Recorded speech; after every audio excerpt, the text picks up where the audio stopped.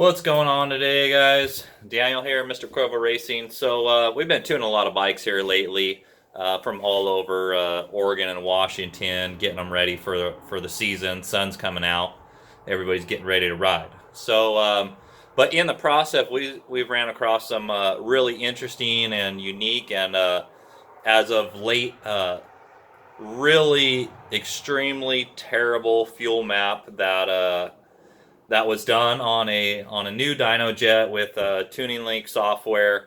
And this fuel map of how it was done just shows how much the dyno operator doesn't know. It shows their lack of knowledge on anything normal in tuning capability. So no real operator user input, making sure that this is running right or that the tuning link is functioning well. So I'm gonna show you that here real quick and compare it to a more normal fuel map and kind of show you the differences and what to look out for. So just because you bring your bike to someone who has a new dyno does not mean they know how to operate that dyno properly. So all about the operator, not about the tool. Obviously, new is fun and great. We'll get our own new dyno here in the next year or so when we get into a new building and get out of this the dyno out of the trailer. But until then, let's check out these fuel maps. All right, so let me set you up here, and let's see if we can show this. So, all right, let's see what we got. We are going to go into Power Commander 5, and we're going to open a map here, and it was under, let's see, there she is. So this map came in on a bike that was dyno tuned, I don't know the exact date, but within the last year, I was told by the owner of the bike. So I'm going to show you a little bit about fuel mapping and what's going on here. So this is our dyno jet Power Commander 5 software screen. So if you find follow the cursor here. Follow the cursor here. On the left, we have a RPM ranges, and on the right, we have, across the top and going across there, we have our throttle positions. So if all these cells were 0 in this whole map, that would be no changes to the factory fuel system. So you can put a Power Commander on a bike and have a 0, what they call a 0 map with all zeros in it, and it'll make no changes to the fuel mapping. So that being said, each one of these numbers here in each one of these corresponding cells and throttle position ranges, they are making a percentage of change of fuel delivery over stock. So this one right here, 2,500 RPM, 2% throttle, that's a 1% increase in fuel over stock. So this negative 23 at 0% throttle and 2,500, that's negative 23%. So what's going on with this map and why it's so terrible is you see these numbers that are jumping high to low, and back and forth. I call them lottery numbers. So if you see a map like this that looks like you're pulling lottery numbers, these maps are terrible. They sound really weird when they're running, and they don't run well. They'll show a decent air fuel, but they're bouncing back and forth, and they do some really weird stuff on the engine. So just changing a map out to a map that's even averaged out, you can hear a difference in how the bike runs. So this one had an extremely hard issue starting, and No, I don't want to send that.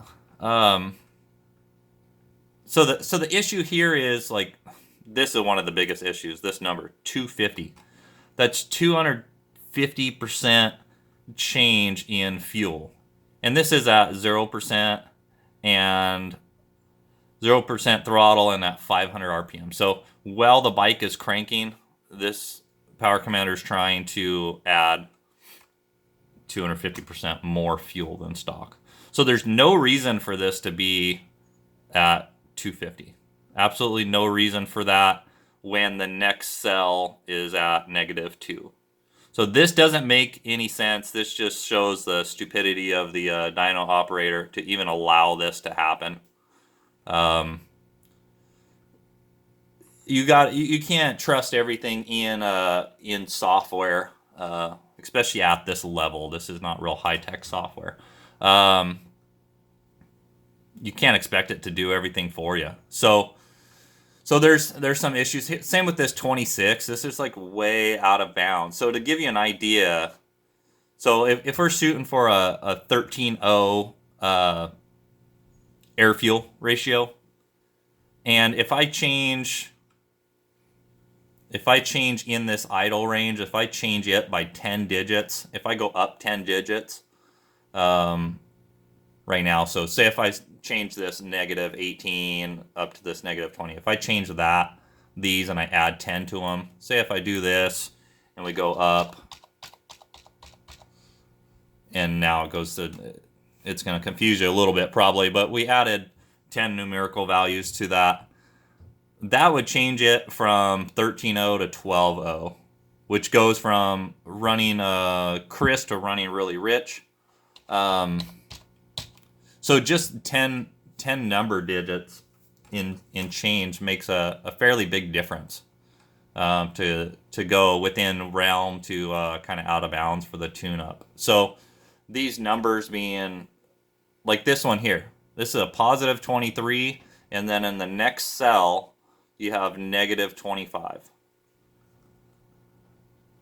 So that's a near 50% change in fuel from 1,000 RPM to 1,250. It's like, who is looking at this, letting this go out the door, and thinking that this is okay? So even here, so this would be, this area right here is a real important area. This is your off idle and tip in. So idle range is normally about 1,700. So as soon as you come off of idle, a little bit of throttle input, it's going to drop. How they have this map set up, it's going to drop 15% in fuel from just a light throttle change, when normally you're increasing fuel in this area. But then you get over here, just a little bit more throttle, then oh, it's a 60% change from this cell to this cell. 60% difference. And then you're back to, okay, take 30% out of it. So like, whoever looked at this really need to reassess what you're doing with tuning, and just give up on it. Like if this is not your first or second bike looking at, you really need to stop working on bikes and stop tuning them, because this is terrible. This number here is just ridiculous. These other lottery numbers here, just extremely excessive. So it's frustrating to see guys who pay money to get bikes done, and they come in with a fuel map that's so out of realm here. Now, the biggest issues on these maps are kind of in this whole highlighted field. Like, all this area is completely terrible. And this bike, how this map is it the tune-up is fine at full throttle. But all the rest of this is all your drivability.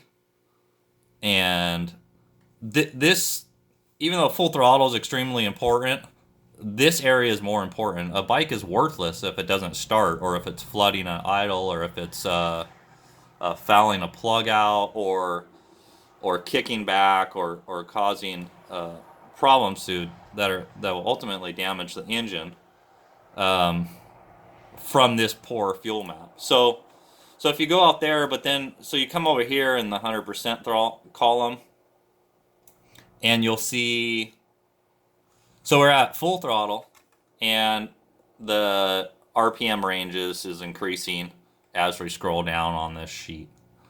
So you will see these numbers are very linear in progression. They're still a little crappy, but like this 9 right here, this is kind of out of bounds because you're going from +9 and then back to -5.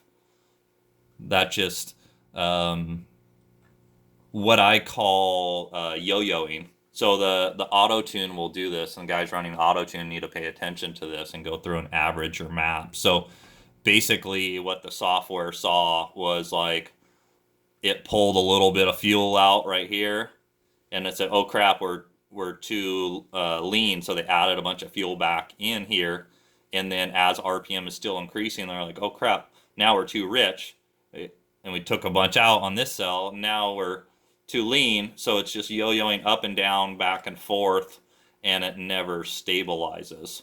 So I'll kind of show you a change that I would do to this without even running this bike. I would go in here and probably cycle this out to 0, come in here and go, say go back to 1, probably put 2 in there, change this to 4, take this 5 out and probably bring it up to 4 in this range, and go through and average these out.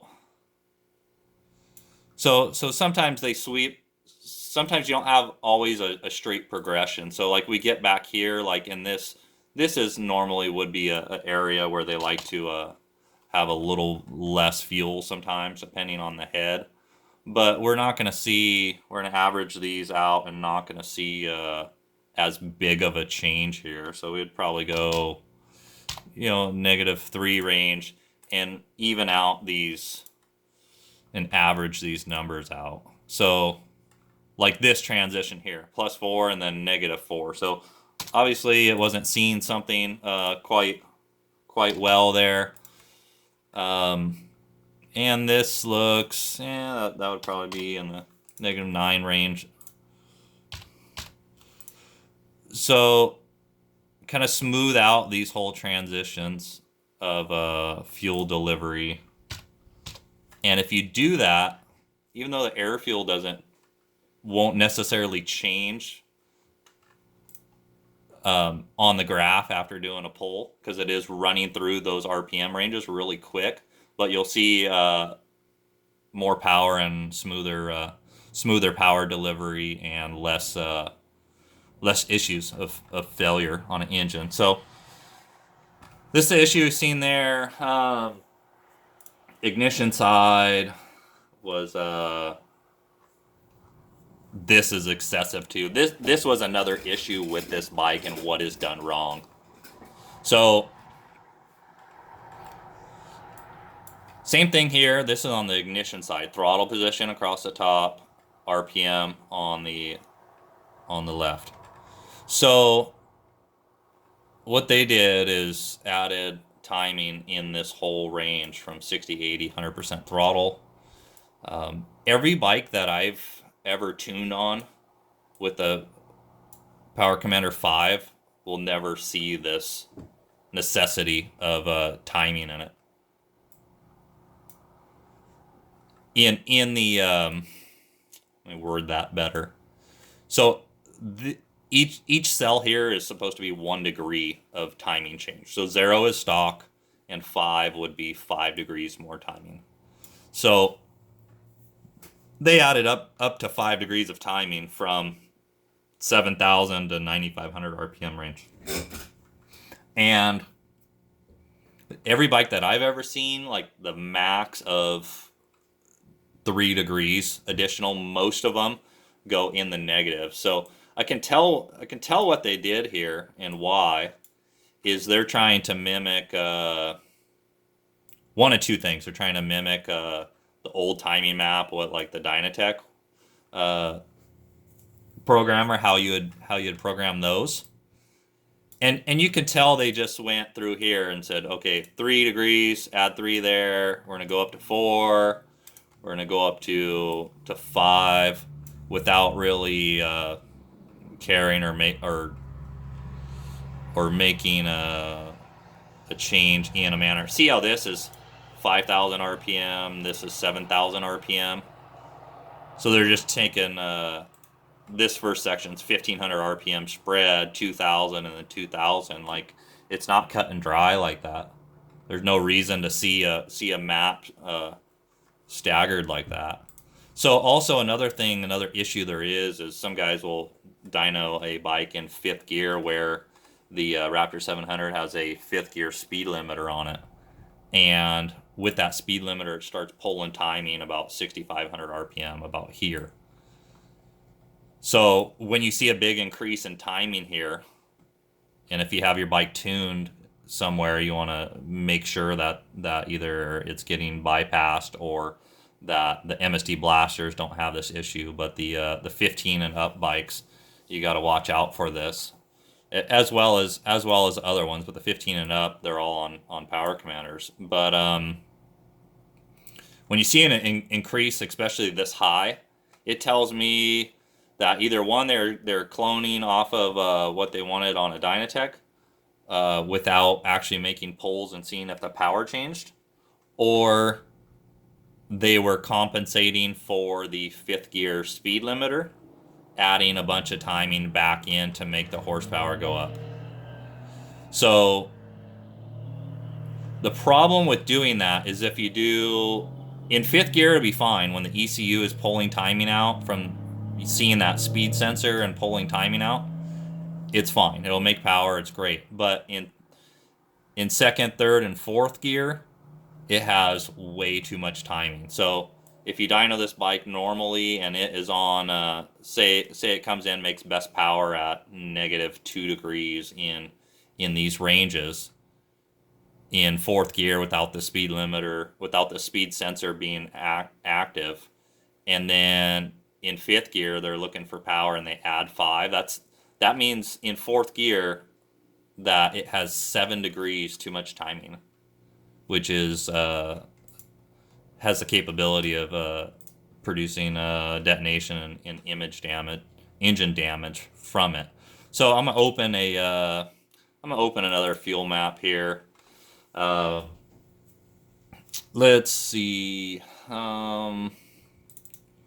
Whatever. This one should be fairly normal. So this is a simple duals intake plus 3 throttle body map. So in comparison, you can see I have a 0% change in fuel at 0% throttle. So this is these 3 columns here are your cranking, and then this is your idle range, your 12 to 2500. So we added 7%. It transitions into a little bit more fuel on tip in, which they normally like, and then kind of taper out from there. So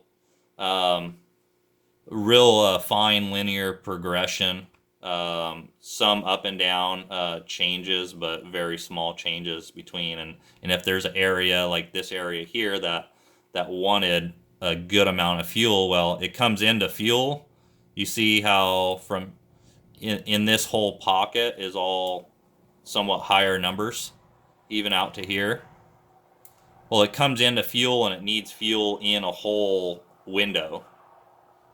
So multitudes of RPM range and multitudes of throttle position, but not just 1 or 2 cells in here that have a high number. So it needed fuel in the area. It got fuel in the whole area, and tapered off.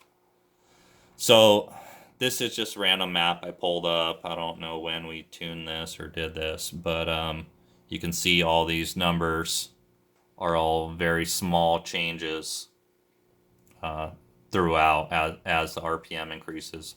So the more drastic the build is, you would see, like if this particular one had a big head and big throttle body on it, you would see a big change. We'll kind of change this like this, and then I'll show you a different map. So if you're still with me here, thanks for watching. I know it's kind of a lot to see, but it is important to kind of keep on top of who's working on your bike and make sure they're doing the right thing for you, even if you don't know exactly how to tune it yourself or anything. But being able to just verify that they're doing you right. So, okay, so if this bike had a more of a ported head on there, you would see a fairly big increase in numbers stepping up from about 6,000 RPM. Like these would graduate in a more substantial change. And normally that transitions right there about 6 grand, 6,500, where you would see these numbers increase quite a bit. The rest of the map, sometimes they'll lean out and will be taking a lot of fuel out of these ranges, so you have a map that looks like this. So if you're still following kind of what I see here, we're gonna go up and open another map. Let's see, this one is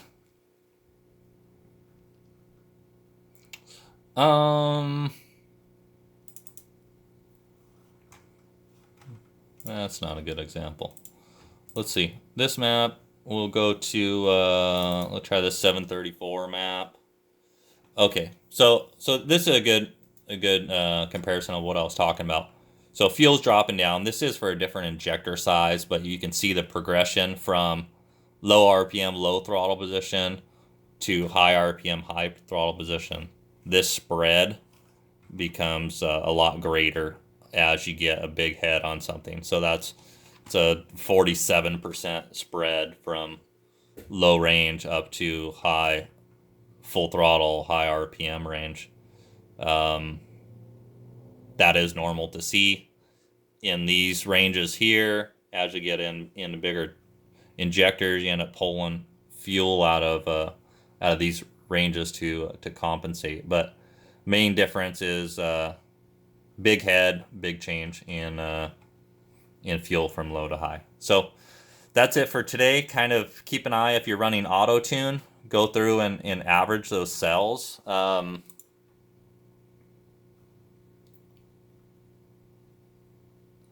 I thought there was, maybe it's on the MSD, but I thought there was a tool, maybe you got to be hooked up to see it, but where you can have it average the cells for you. I believe that's an option. It's a box you would click to help average those out. But Autotune guys, beware. You can't just put those Autotunes on and expect them to work properly. So that the yo-yoing is the biggest issue. You have to do pulls with the Autotune like you're on a dyno, and do a smooth pull through the gear at different throttle positions, because it does not know if you're under load or if you're in decel. That's another big issue with Autotune, is it doesn't know that you accelerated up to, say, 8,000 RPM at 60% throttle, and that now you're at 40% throttle or 20% throttle, but you're decelling. It doesn't know the difference. And that's the problem. So on the Autotune maps, you'll see a ton of issue in this range here, that drivability range, where on and off the throttle as you're cruising along, on and off, it doesn't know. So it's going lean and rich, making a mess of the map. So keep it simple, average it out. Once you average it out, it will make smaller changes, and normally they will stay within reason. But if you just let it do its thing and you leave your Autotune on there forever and keep accepting trims, it's gonna just make a mess of it and you'll have issues. So hope that's helping somebody. Long video, I know, a lot to talk about. Beware of dyno tuners using tuning link. That's it for today. We will catch you on the next one.